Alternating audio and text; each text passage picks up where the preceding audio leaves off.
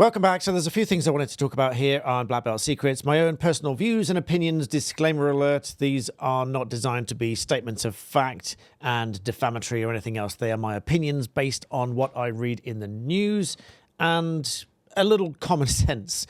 So make sure you subscribe because we're here on Black Belt Secrets. But credibility shot is the thumbnail title that I think I'm going with for this video. And of course, I'm talking about Omid Scobie and to a large extent, Meghan and Harry, for reasons I'll come to in this video.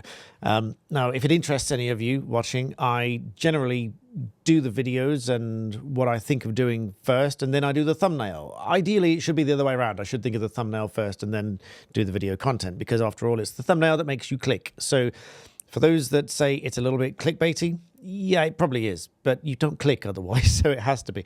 But credibility shot.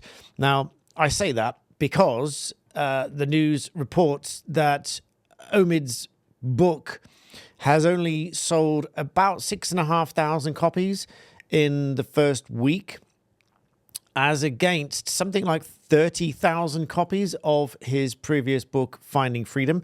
Forgive me if I'm looking over to the side because I'm looking at the news article. I'm not going to put it on screen because there's various photographs on it, and I can't be bothered with any copyright claims.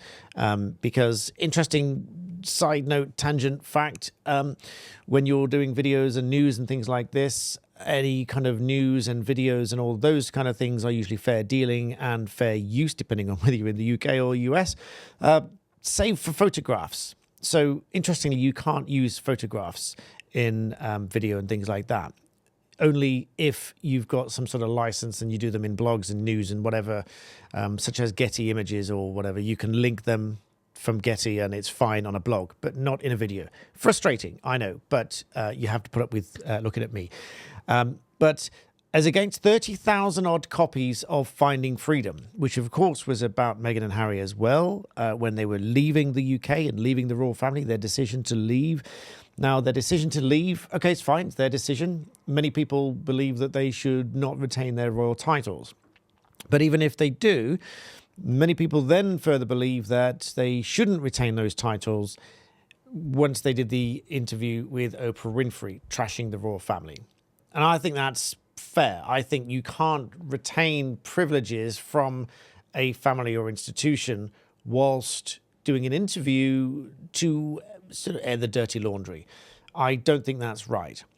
And I say that I think credibility is shot for Scobie because at only 6,500 copies, his sales are down nearly 80% of what they were for his previous release of Finding Freedom. And the photographs, which I would show you, but I'm not going to for copyright reasons, they are on the shelf, marked up at half price already in most major bookstores. And so quite clearly, disappointing sales, not shifting, and they want this book off the shelf and they want to get it sold.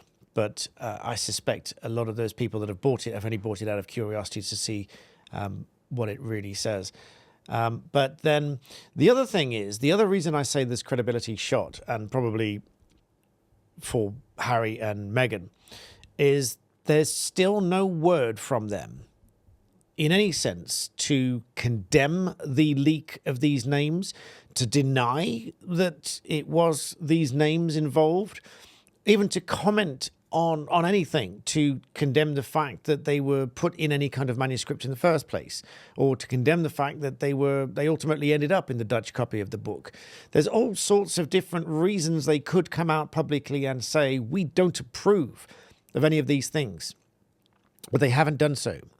However, what they have done, or sources close to the Dutch and Duchess of Sussex have done, have come out to say that they were invited to this wedding of the year, but refused to go out of awkwardness. Of course, I'm talking about the Duke of Westminster invitation. Sources close to, which very often means the source themselves, it's written here on LBC. Sources close to Harry and Meghan say they were sent to save the date to see one of Britain's richest men tie the knot with the 30-year-old Olivia Henson at Chester Cathedral. Now, again, why are they not coming out to say hang on a minute, who is this source close to us that's telling the newspapers that we were giving this invitation and, update the press and this sort of stuff? Why not just say it themselves? If they are content for the public to know this, I say if, because we don't know, if they are content for the public to know their perspective and say, actually, yeah, we did receive an invitation, we just turned it down. What's wrong with that? What's wrong with saying that? If that's what they think, if that's the truth, then they could just say that. It doesn't have to be a source close to. But if it's a source close to and it's therefore unofficial, then why is it they're not condemning the source from leaking their personal conversations, unless, of course, they're okay with it?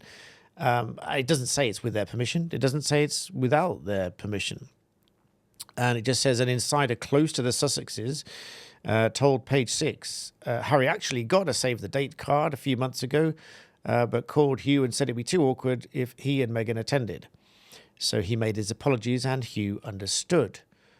Now, these are all private conversations anyway. It's not really the business of the general public. But if it is, why does it have to come out as a source close to? I just think come out and say it. But while they're at it, if the source close to, or if it is from them themselves, which it very often is, generally when something says a source close to X, it's usually X that's rung the newspaper to say, actually, this is what happened.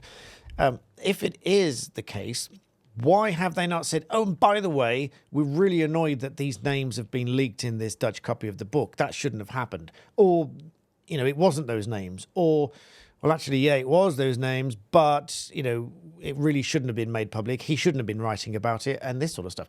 There's no, from what I can see in the news, there's no public denouncement of any of this saga. So all of which leads me back to this really does feel like a shot to credibility. And it really does, both for Scobie and for them. I mean, for what it's worth, when I watch certain interviews with Harry more than Meghan, really, when I watch interviews with him, I can see the nice part of him that everybody saw years ago that we don't see anymore. Now we see a hint of who he used to be in the interviews, and it's almost like he's fighting to retain himself, but against all of the negativity that's churned up. And I think it's churned up by all of the recent events in recent years. I think, personally, my opinion, you're here for my opinions, so here they are. I've refrained from giving them on Black Belt Barrister because I keep that as strictly professional and neutral as I can. But here, I'll tell you what I think. I think it's all churned up, this difficulty for him. I think it's all churned up since the interviews with Oprah, the decision to do Netflix, the decision to do Spotify, the decision to write books and have it all out. I can understand it from a point of view that he's almost seen it as and he hinted at that in one of the interviews. It's almost like a hint at group therapy to publish all of his private thoughts and feelings, and in a roundabout way help him heal from what he perceives to be a very difficult life, upbringing, family relationships, and so on. But obviously I'm not saying that anything that he complains of is true. I'm not saying it's untrue. Some of it might be true, some of it might not be. And his perception, as he says in interviews, his perception is that Meghan was abused. But we don't know really what happened. There's no particularity of it. There's no proof. And all we have is a one-sided version of these arguments. It would be a bit like somebody telling you that they had a big bust-up with a relative of theirs and this big argument, and this is what they did, but without hearing the other person's side. Now, a lot of people will quite possibly take that, and they'll quite possibly just take on face value what they've said and be really sympathetic and believe it and hold the other person in contempt. But as a lawyer, I would encourage you absolutely never take one side of an argument, one side of point of view.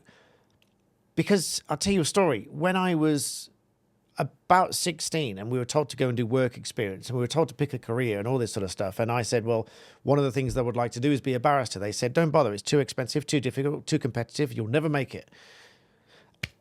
But I went on the work experience and I went into a chambers in Birmingham, criminal chambers near the Crown Court. And day one, he said, how many sides to an argument are there? Thinking that I was really clever, I said 3, the 2 people having the argument and a neutral third person. Now, I was already part way to becoming a lawyer's way of thinking here, because there is always a third objective perspective. There are the subjective perspective, the 2 people having an argument, and the third, more neutral, nuanced, objective perspective. He said wrong. There are as many as you can imagine. And so I just had a bit of a frown and a confused look on my face. And he said, read this. It was a stack of papers. And there were, I think, 53. It was part of a huge disturbance that happened in Birmingham in the UK.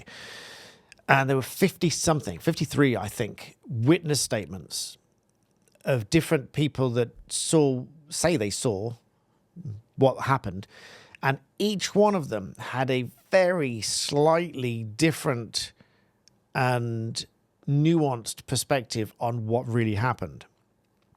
And the most notable thing was that for some of them, there were 2 different witness statements that said the complete polar opposite to each other.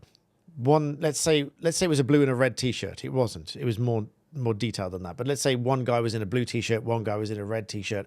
They had them completely the wrong way around. The one person said it was the guy in red, and the other person said it was the guy in blue. And so whilst they were both neutral and they're both supposedly independent witnesses, they had no connection to each of the people involved and accused of these crimes. They each had a completely unique perspective.